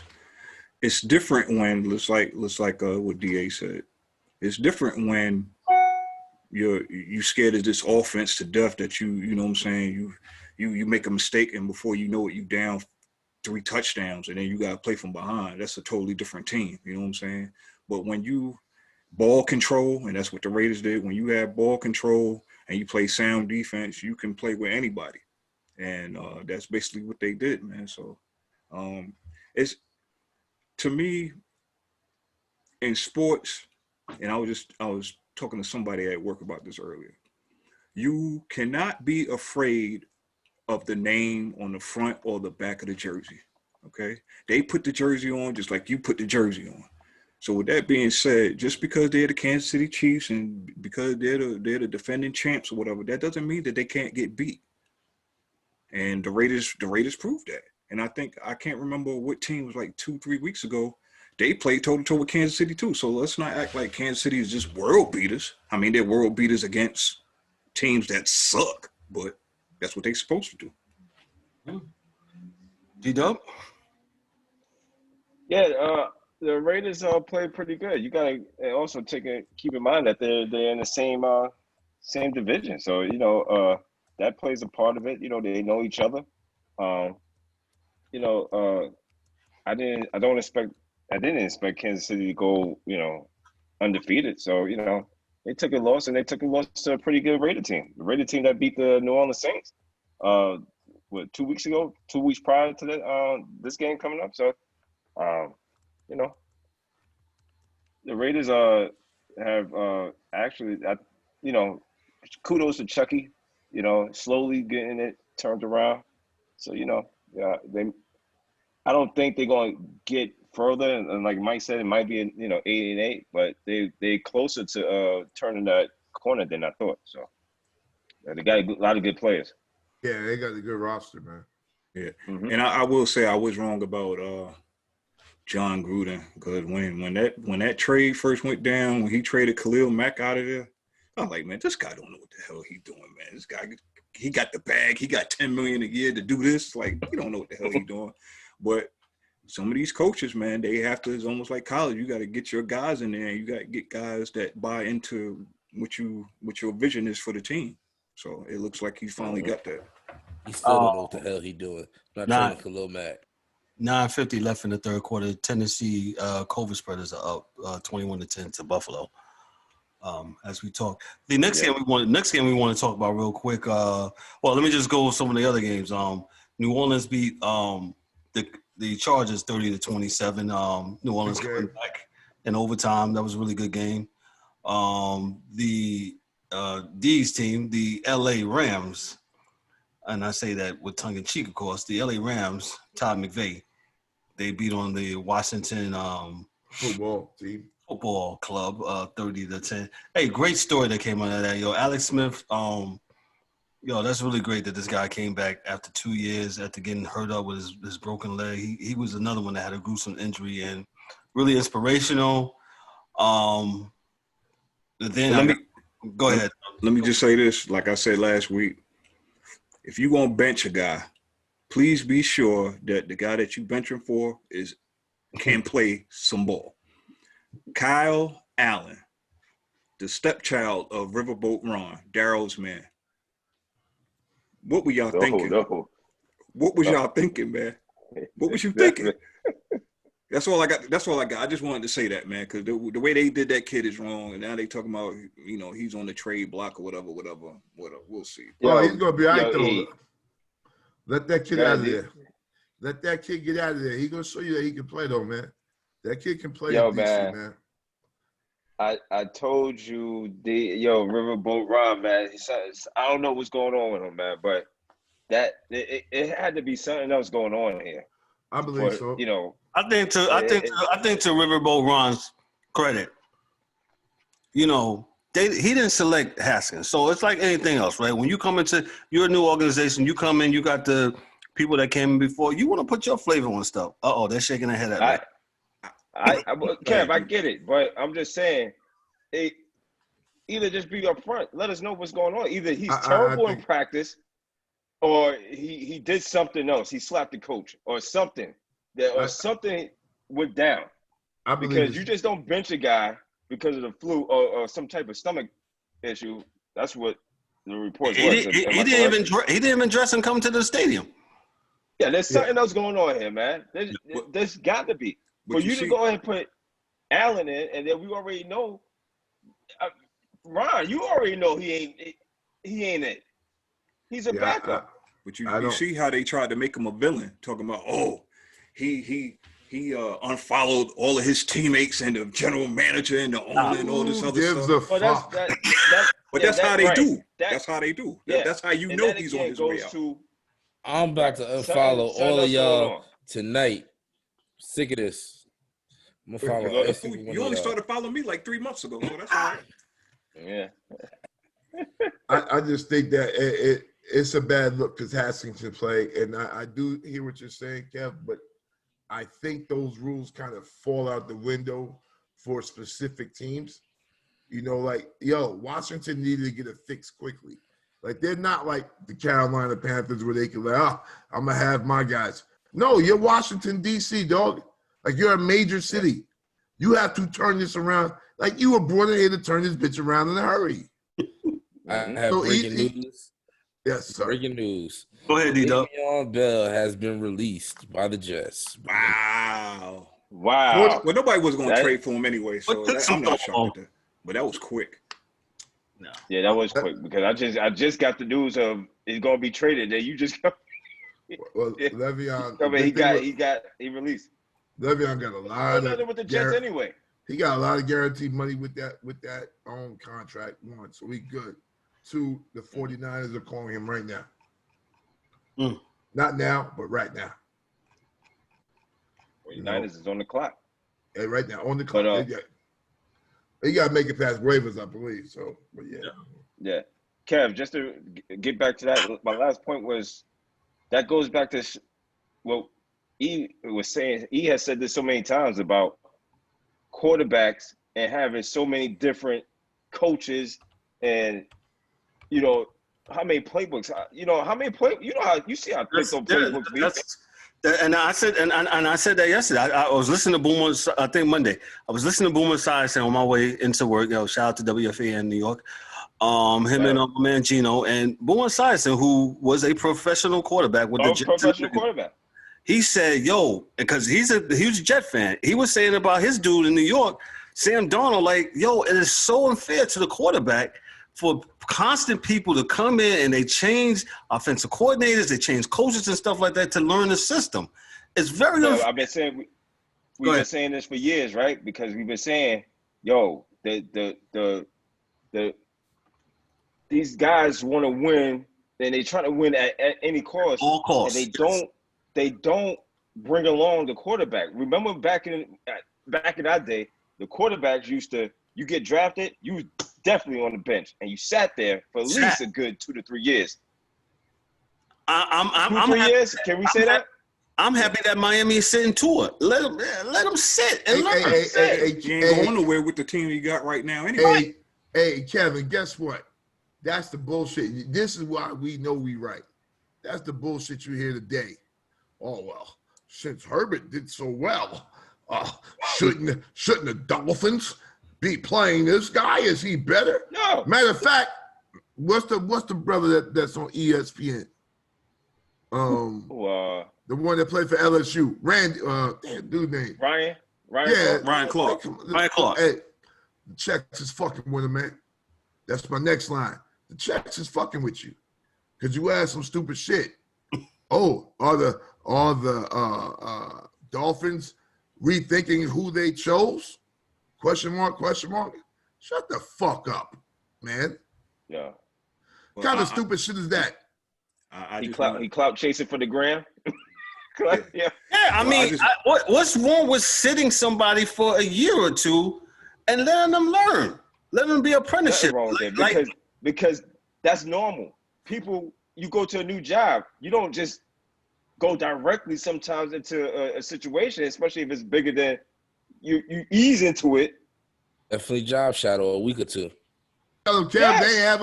they ain't have us bringing mail to the executives. No. Not Okay. ever, but Not never. yet. That's Never. true. Yeah. Shout out to TIA Cref, man. That's where it all started. Because Yo, we got this thirst of we got we all want to win, but why are we setting up these guys, young athletes? We actually setting them up to fail. And I've been saying that if you go to the wrong team, your career, RG3, you go to the wrong team, your career could be over. You actually are gambling with your career, especially you go to the Jets. You go to these franchises that don't know what they're doing. Well, listen, this is where shit gets crazy, right? So let's go back. We need to have like another show on like the behind the scenes shit. So Yeah. and when I say behind the scenes, not behind the scenes like we know more than anyone else, but shit that we've seen. Like, so you can counteract that if you're a Manning and you say, yo, because both of them did it. Don't get me wrong. And John Elway did it. So saying I don't want to play for a certain team. Yes. Well, you say, look, I'm not going to a dumpster fire, point blank, period, end. And then play. And listen, and then the press doesn't make you a bad guy. No one's talking about you like you're crazy. Listen, that's a great move that the Mannings pulled off getting him from the San Diego Chargers to the Mara family and all those years. All right. That's what that was. That was what they did to the league and say, yo, my son Archie Manning played for a loser with the Saints for a lot of years. And Archie Manning said, damn sure did. Archie Manning said, I am not putting my sons in that situation. Period. Fuck power that. move. And that's what he did, though. And they didn't go. And John Elway did the same thing when he got drafted by the Colts. He said, yo, I'll go play right field for the Yankees, dog. Yep. No, I'm good. No, they drafted me. I'm good. Ladies and gentlemen, batting for the New York Yankees, number 2, John Elway. Number 2. Elway. Number 2, Elway. I just want to say this real quick before I forget. Since Kev, you brought it up.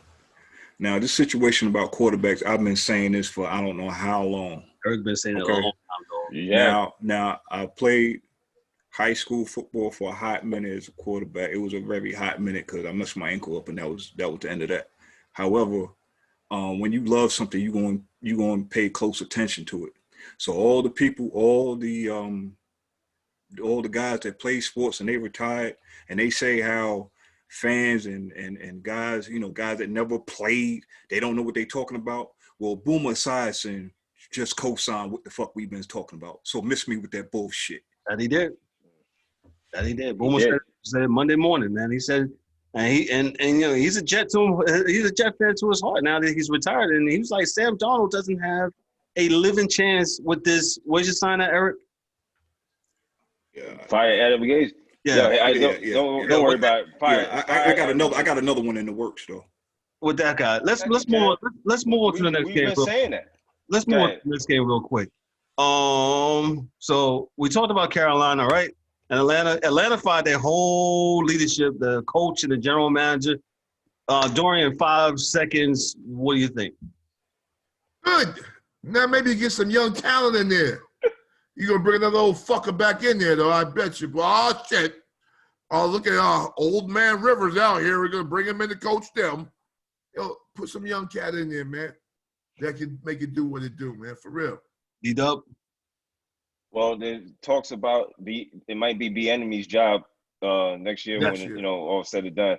They got Marquine Morris is the interim coach right now. Yeah. Atlanta had to do something. They had to shake it up. It's a dumpster fire right now, and I need my man on ESPN to get a shot at being a general manager. That's me and D's man, Dorian's man. Lou Riddick. Louis Riddick. Yeah, they got Lewis on Monday Night Football now. He wearing a jacket. Shout out to him. He might be getting general paid. manager of my Giants, but they got this old Dave Gellman in there, and he might be fired too. He might be next. So him and Joe Rule gone. Eric, go ahead with the Atlanta Falcons real quick. Out damn time. I mean, ever since the Super Bowl, you can see that this team was not right. Shanahan knew it. That's why he bolted the first chance he got. He got out of there and went to San Francisco because he knew that team wasn't going anywhere. It does not make sense to have that much talent and you don't do anything with it. Point blank. Period. Horrible. Absolutely fucking horrible, that team. And as the protectors of the fans, I tell everybody in the ATL I wouldn't go to another fucking game, till Matty Ice is the fuck up out of there. You pay for him now throwing the ball in the back of his teammates in the front of other teammates on the other team. Fuck that, man. I think that's why they put ATL on the front of their jerseys because of him. I'm actually for real like beside myself with these bad teams. Mike Mills. How many years has it been since that Super Bowl? It's been, 3 years? 3 years, yep. After the first year after that Super Bowl, they 2 years too late. You should have been cut this loose. It wasn't Raheem. Go ahead, GM. He's the GM. Go ahead. He coaching their defense? Who? Was he the defensive I believe so, Raheem Morris. If he was the defensive coordinator, why would you fire everybody else and promote him when defense is actually the worst part of that team? So you going to put him to be the head coach now? Go ahead, Mike. Let him know. So you're going to go put the guy with the worst unit on the team and make him the head coach, the guy in charge of the worst unit. Mike Mills for general manager. Yo, if you need a general manager, man. That completely makes sense. Yo. Atlanta, come holler at me. Yo, Artie Blank, just give me a blank check and we can make it work. Yeah, and we all worked for Michael Artie Blank. So that's right. Let me go ahead and put my plug in now. I'm the quarterback guru. So whenever Atlanta, when you get tired of Matty Ice and you bring in another young blood in there, I'm your man. I can't do nothing with Matty Ice, man. I'm just the dude that's the fact of the matter is Matty Ice has shot his load already, and that's it. He's not. I don't see nothing else. I don't care where else he goes. I think that's it. I'm gonna be honest with you, Mr. Blank. I don't really do shit. I just really want the check. Thanks. I work for Mike Mills. I work for Mike Mills. Let's go on to our next game real quick. Miami against San Francisco. Miami outscored the San Francisco 49ers 43-17. Dorian, real quick, your team. We are tanking for the linebacker that plays for Penn State, and Penn State may not play this year, but he's a bad boy. Yeah, we're looking for our next Patrick Willis. We got no chance, man. We got the best division in football. 2 games out means 2 games dead. We may as well just shut it all down. But you went to the Super Bowl last year with Jimmy G. And we're not going this year. That's all. Okay. That's it. That's all I got on that. D-Dubb, was it on the 49ers and Dolphins? Oh, man, the 49ers is hurt all over the place. Miami, good win for them. That's the steps that they need to take. So, they're taking their steps. They play their game. That's confidence for them. But San Francisco, I don't know. I don't know. They seem to be taking steps backwards. They're going to have going backwards. Yeah. It seems like they're going backwards. Yes, we are. Mike Mills? And with their injuries. So you got to count the injuries to it. So I'm not going to shit on all of them. Mike Mills? What can I say? Fitzmagic, huh? Twice a year. He didn't got it in again. So the next game, the Dolphins are going to play god awful. And the Niners going to be like, man, we played them the wrong week. Jesus, where did this come from? But it's magic. And I want to give a personal shout out to the 49ers for not giving my boy McKinnon the ball after he basically carried them for 3 weeks while everybody was hurt. You personally, not because you didn't give him the ball, I didn't get any points in fantasy. So thank you so much for wanting to be losers against the worst team in football. Thank you. Eric? Another win for the Dolphins. Another great showing for Fitzpatrick means that Tua gets to sit at least 1 week more on that bench where he needs to be. San Fran is hurt. I mean, it's just like what everybody else said, San Fran is hurt. I honestly, I know DA has said it, but you cannot look at a guy that's been on the bench that only played he started 3 games and give him the deal that Jimmy G got. I think that's where San Fran messed up at. You sign him for 1 year, see what he can do. Let's see if he can play all 16 games, see what you got, and then you pay him if he meets that criteria. But hey, it is what it is. Moving right along, Baltimore Mikey's team beats Mike Mills' team beat on Cincinnati 27-3, and Seattle with our man Bill Russell Wilson does it again, 27-26, 95-yard touchdown drive to end the game. And in Minnesota. And by the way, go ahead. By the way, let's put the MVP between this guy and Aaron Rodgers, man, and give it to Russell Wilson as far as I'm concerned. Yeah. That's MVP of the league. Because Russell took the bag and said, you know what? It doesn't matter who's on the fringes or whatever. I got y'all. Y'all, you in the parking lot? Hey, come play, and I got y'all, and I'm going to get y'all the ball, and that's how I roll. Russell's telling dude, hey, put the cigarette down first. Put the cigarette down. Come on, let's go. So, shout out to the Seattle Seahawks. Real quick, we'll dive into baseball. Your thoughts on baseball real quick.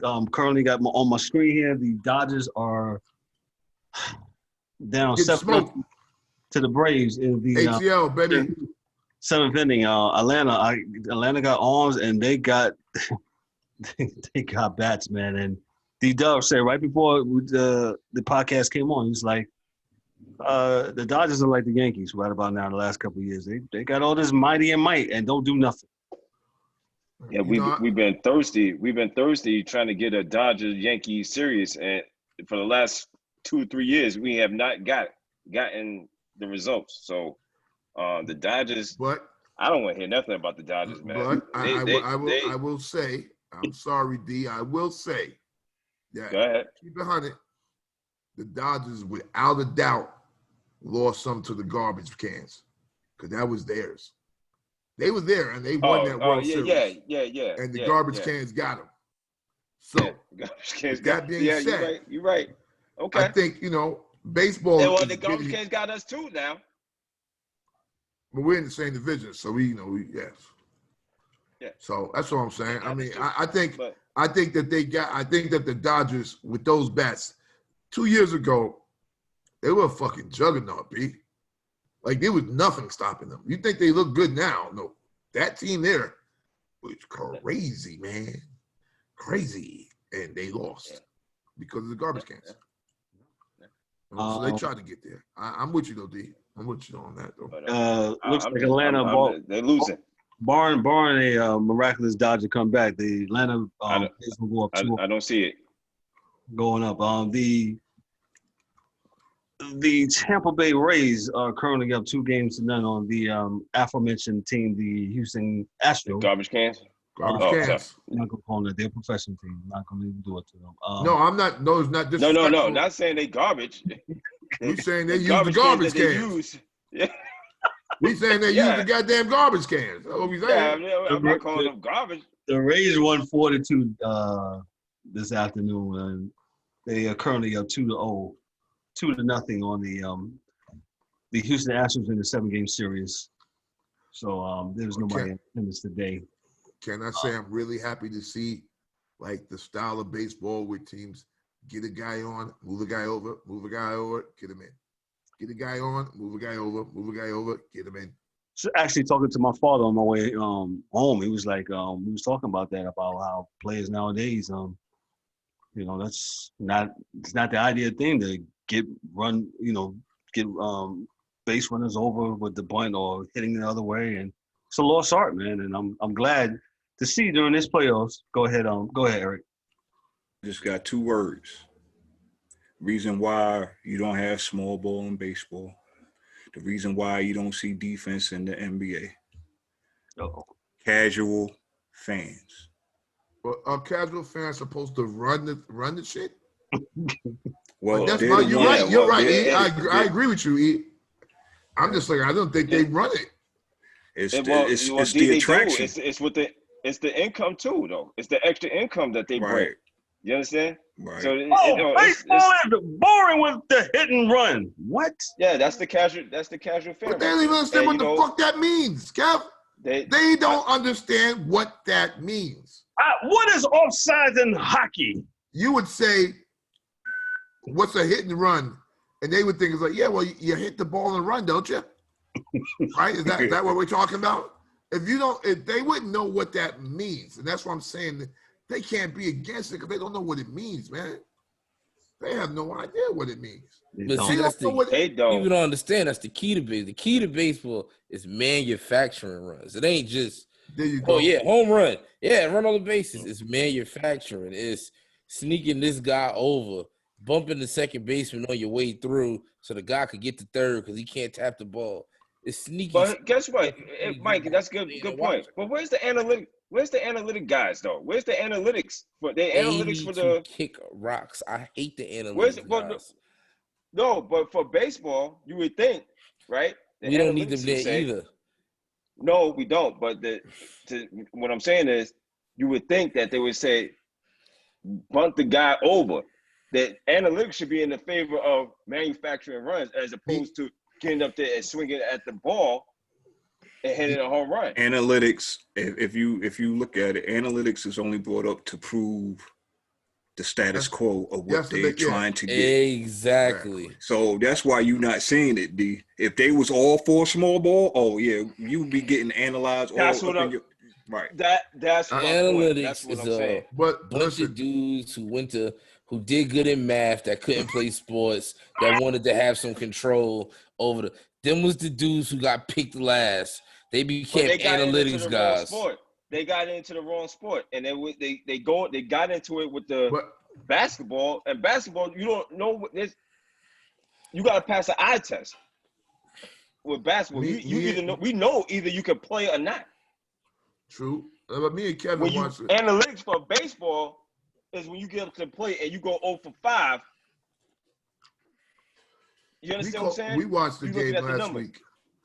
We watched the game last week, and there was no score during the game. I think it was probably was the Braves game where they went to extra innings, the first game, and A-Rod is like, "Yo, they finally got a man on third base," and A-Rod's like, "Why the blank won't?" He didn't say blank or something. He's like, "Why don't they bunt?" And I called Kev. I'm like, "Yo, Kev, they won't bunt. Like they won't bunt." Man up 90 feet away. 90 feet away. You sent 3 men to the plate, swinging like Bugs Bunny. 1, 2, 3, stretch out. 1, 2, 3, stretch out. I don't even know why they have time. That was funny that I said. I saw that on Facebook, and I had that was kind of hot. Yo, killed me. Yeah, man, it's and I'm gonna end. We're gonna end on this note for baseball. Baseball got to find some kind of happy medium, man, because right now it's like Eric said, the analytics to me is killing some of the sports and every sport. Take it out. Yeah, except for baseball. Yeah, but I mean, with that said, let's go on to what I said I wanted to talk about. Baseball has lost some greats here within the year 2020. We all have lost some, many people, but baseball has lost many greats. Hopefully, those that are listening, they will know some greats, know some of these greats. If not, look them up. Lou Brock, the best base stealer ever. They don't even steal bases no more in baseball. Speed like Lou Brock. Yeah. Whitey Ford, the beloved New York Yankee during the time of Mickey Mantle. Whitey Ford. He passed away. Good pitcher. Bob Gibson, never seen him play, but I've seen YouTube videos. Bob, he was the reason the mound was lowered. I don't want to hear nothing else. The mound was lowered in 1969 because of Bob Gibson, because of his minuscule 1.07. That is what I get to that GOAT shit. Like, yo, when they change rules for you, you the GOAT. When they change the rules for you, goddamn, you a bad man. Oh yeah. Yes, because of that. Al Kaline, who played for the Detroit Tigers, one of the best professional hitters ever.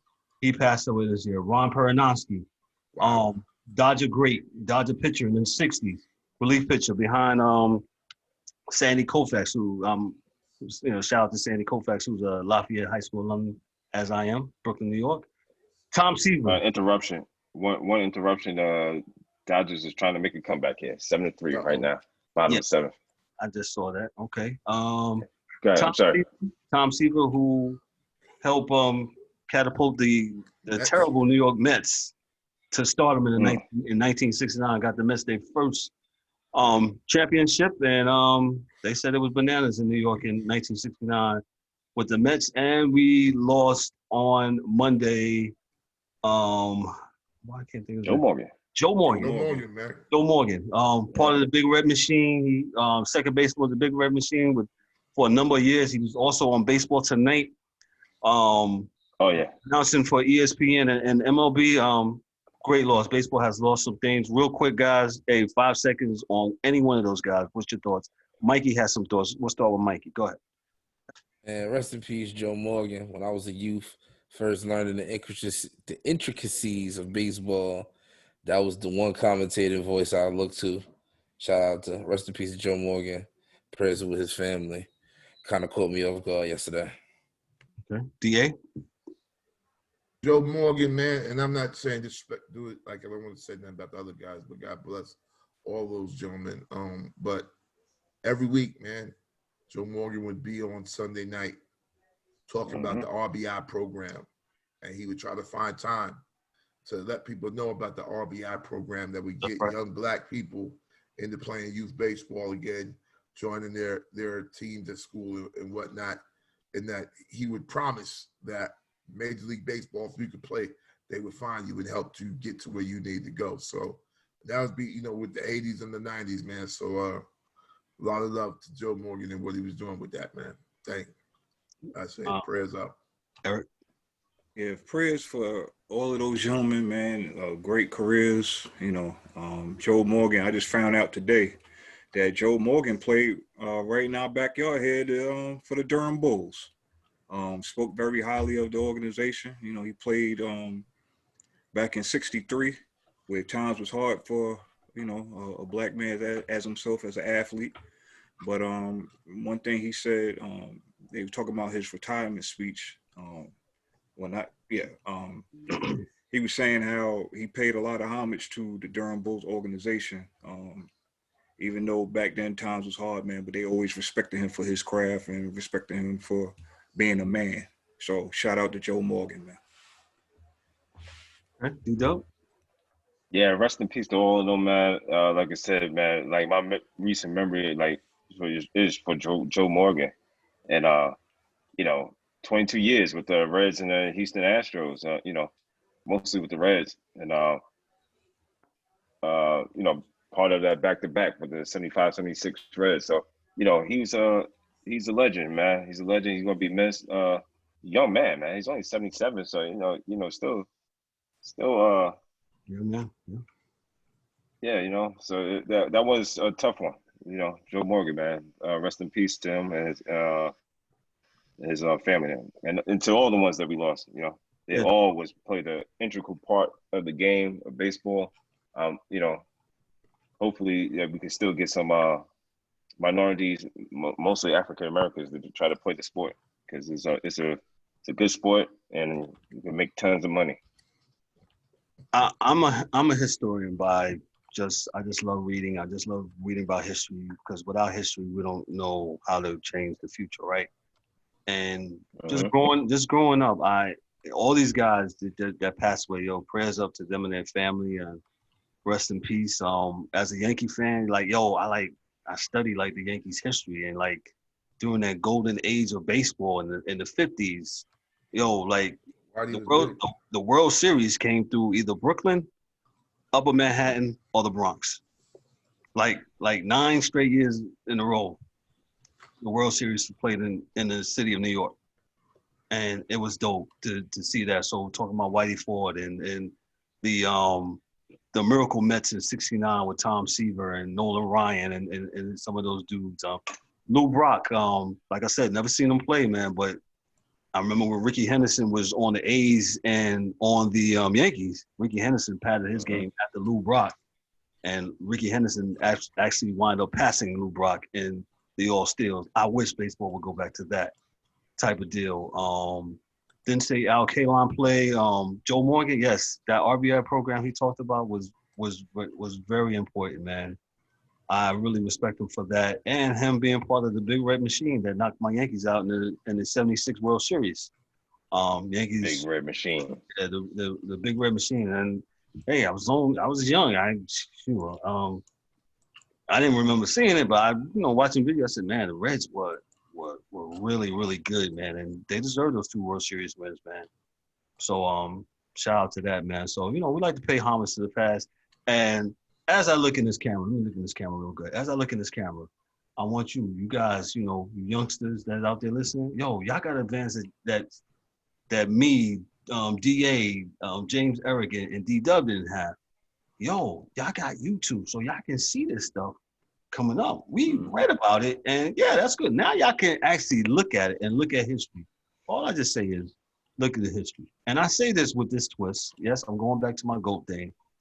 Some of y'all say, oh, I'm not watching the Last Dance. Why? It's part of history, man. Yo, exactly. Can't deny it. Can't deny it. Let's check out history. Why? Don't be a stan all your life, man. Be an objective fan. Don't be a stan. There's a difference. With that said, Mike Mills, where can we be found at? We can be found on Instagram at Sports Chasers Podcast. We can be found on Twitter at Chasers Sports. We can be found on SoundCloud at Sports Chasers Podcast Inc. or Incorporated if you're feeling fancy. And we can be found on YouTube at Sports Chasers Podcast, as well as Facebook at Sports Chasers Podcast. Parting shots. We'll start off with DA. What's parting shots, brother? Peace, everyone. Enjoy. Have a great week. Make this week better than last week. Eric? Oh, man, everybody be safe. Take care of your fellow man, your fellow woman, kids. Yo, man, go back to building a village, man, that takes care of everybody, man. Go back to that. That's right. D-Dubb? Yo, let's stop acting like it's not a pandemic out here. There's still a pandemic. You need to wear your mask. You need to do the proper precautions to take care of yourself and your family. Other than that, enjoy sports this weekend. Got some good stuff going on. Enjoy the fight this weekend. Top Rank is the promotion, if I'm not mistaken. So, see y'all next week. Okay. Mike Mills? Nothing too thought-provoking or deep this week. I just want to say take care of your health and take care of your chickens. And that's it. Okay. Take care of your chickens. Lopez in 5. Lopez in 5. That's a good one. I'll take that one. My parting shot is, just hey guys, we had a great show tonight. Ask you guys just be safe, be careful, your daily, and be respectful to your fellow man, and just be nice today. Say some kind words to somebody, and just spread love. It's the Brooklyn way. Spread love is the Brooklyn way. Take care of your chickens. Yeah, take care of your chickens. I don't know where he's getting at with that, but I'm pretty sure he'll let me know here in a few minutes. But hey, on behalf of myself, as I do like 8 things at one time. Let me start that again. On behalf of myself. Good show, guys. Mike Mills, Dorian, D.A. Albritton, James, the Angry One, Warren. This is Kevin L. Warren Yo, your host and your moderator, Sports Tasters Podcast. We'll see you next week. Hey, look for us this week, man. We're going to put some stuff on Facebook, man. Yo, next week we're going to start taking some phone calls, man. We're going to start taking some phone calls. So look for us and look for the number. We're going to start putting the phone number out there so y'all guys can call in. So we want to start taking phone numbers, man. Y'all be blessed. Have a great one. Y'all be good. Take care of your chickens.